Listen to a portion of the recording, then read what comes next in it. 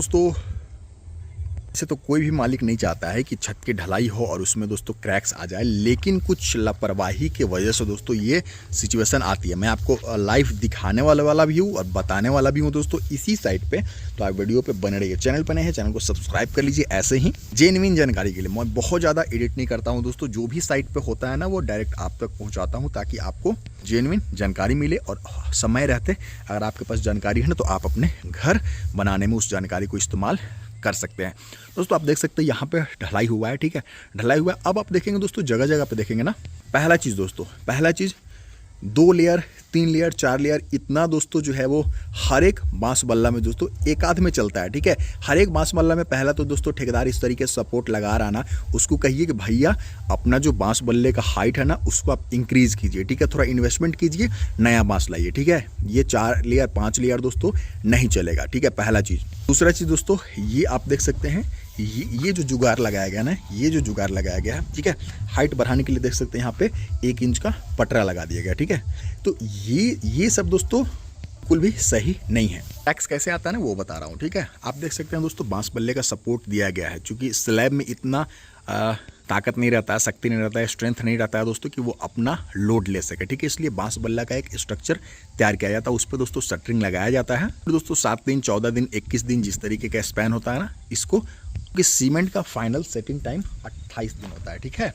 फिर दोस्तों 7 से 14 दिन जो है वो शटरिंग लगाना होता है स्लैब के केस में, ठीक है।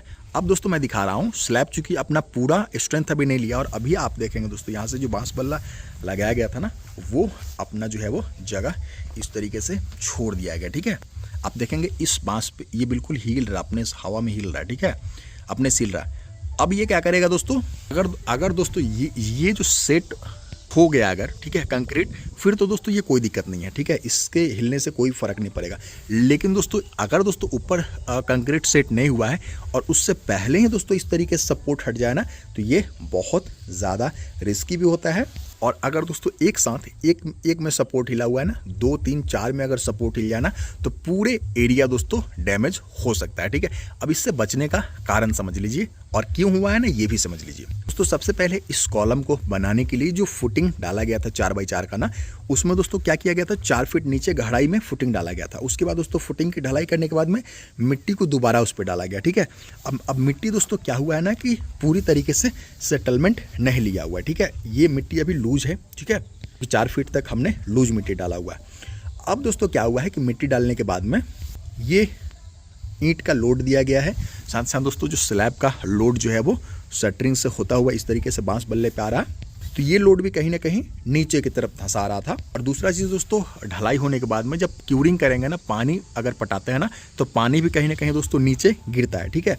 वो भी दोस्तों मिट्टी को लूज किया है। और आप देखेंगे दोस्तों जो है वो यहाँ पे देखेंगे ना पिक्चर क्लियर हो जाएगी बिल्कुल, ठीक है। ये देखिए मिट्टी धंसा है नीचे, ठीक है, मिट्टी नीचे की तरफ धंसा हुआ है दोस्तों। और अभी आप बोलेंगे कि ये देखिए वो जो कंक्रीट का पार्ट कुछ गिरा हुआ था ना, मिट्टी इस लेवल पे थी, ठीक है, कंक्रीट का पार्ट दोस्तों गिरा हुआ था, उस लेवल पे मिट्टी थी, ठीक है। कंक्रीट तो दोस्तों जो है वो ब्रिक वर्क में सेट हो गया, ठीक है, लेकिन आप देखेंगे लोड के वजह से मिट्टी नीचे धंसा है, ठीक है, चूँकि मिट्टी को सपोर्ट करने के लिए नीचे में लूज मिट्टी है जो कि ब्रिक वर्क के लोड और साथ साथ दोस्तों बांस बल्ले के लोड को नहीं ले पा रहा। खास तौर पे जितने भी कॉलम है ना, कॉलम के नज़दीक में दोस्तों मिट्टी धंसने की चांसेस बहुत ज़्यादा होता है। ये 4x4 का जो एरिया होता है ना सबसे रिस्की होता है, क्योंकि इसको हमने जो है वो ठोस मिट्टी पे इसको जो है वो खड़ा किया गया, इसको ठोस मिट्टी पे खड़ा किया गया। लेकिन जो कॉलम है ना इसको फुटिंग लाने के लिए दोस्तों 4 फीट नीचे खुदाई की गई थी और सारा खेल वहीं से स्टार्ट होता है, ठीक है, इस तरीके से। तो बिल्कुल भी आपको दोस्तों रिस्क नहीं लेना है। पहला चीज़ दोस्तों जब भी बैक फिलिंग करें, जब भी दोस्तों ये खुदाई वाला जगह पे दोबारा जब मिट्टी भरना हो दोस्तों, लेयर बाय लेयर भरे। एक बार में दोस्तों 4 फीट 5 फीट अगर मिट्टी भर दीजिएगा ना, ऊपर से पानी भी डालिएगा ना तो वो सेटलमेंट नहीं लेगा, ठीक है। 1-1 फीट का लेयर पे पानी के सहारे दोस्तों 1 फीट का मिट्टी डालिए, फिर पानी डालिए, फिर मिट्टी डालिए, पानी डालिए और दुरमुस से दोस्तों उसको जो है वो स्ट्रोक लगा करके बिल्कुल ठोस करना होता है। और ये सब दोस्तों बिल्कुल भी मजाक में या फिर दोस्तों इग्नोर करने वाला तो गलती बिल्कुल भी नहीं है। आप अपने साइड पर दोस्तों इस चीज़ को बहुत सावधानी से हैंडल कीजिएगा। और कभी भी दोस्तों बांस बल्ला ये सपोर्ट है ना इस तरीके से लूज सपोर्ट कभी आपको नहीं लगाना है, पटरा वगैरह का सहारा नहीं लेना। पटरा की मोटाई मैं आपको दिखा देता हूँ, ठीक है। ये देखिए, ठीक है, बांस की मोटाई देखिए और पटरे का मोटाई देखिए, ठीक है। काम चलाऊ तरीके से काम नहीं करना है बिल्कुल। जहाँ पे भी दोस्तों आप सपोर्ट लगा रहे हैं ना, नीचे में एक ठोस सरफेस का होना बहुत ज़्यादा ज़रूरी है। ये मिस्त्री ने काफ़ी अच्छा काम किया है दोस्तों कि जो है वो बांस बल्ला का जहाँ पे सपोर्ट आ रहा है ना, उसके सरफेस एरिया को बढ़ा दिया गया। तो ये बांस बल्ला आप एक ईंट पे दोस्तों जोड़ नहीं लगा रहे, बल्कि ये देखिए, ये पटरा 1 2 3 ईंट पे दोस्तों लोड को जो है वो डिस्ट्रीब्यूट कर रहा है। मतलब इस तरीके से पॉइंट लोड आ रहा है ना, उसको इस तरीके से यूडीएल यूनिफॉर्मली डिस्ट्रीब्यूट कर रहा है लोड को, ठीक है। तो ये तरीका काफ़ी सही है। हो सके दोस्तों तो पहले पीसीसी करवा ले, उसके बाद दोस्तों छत की आपको ढलाई करवाने की सोचनी चाहिए। फिर मिलता हूँ, इजाज़त दीजिए, नमस्कार, धन्यवाद।